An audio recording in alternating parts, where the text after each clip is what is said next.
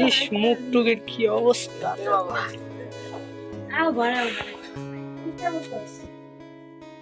Light জ্বালা। তো guys finally বাসায় আসলাম। তো আপনাদের সাথে কালকে সকালে কথা হবে। আমি এখন অনেক টায়ার্ড। তো হেই গাইজ, সকাল সকাল ভিডিওটা রাস্তাতেই শুরু করে দিলাম, কারণ আমি এখন বাসায় চলে যাচ্ছি। আর হচ্ছে কি, আমার বউটা আমার সাথে আসে নাই, ওর শরীর এতটাই খারাপ, এই কারণেই ওকে নিয়ে আসি নাই। তো এখান থেকে এখন অটোতে চড়বো, তারপর ঢাকায় আসবো।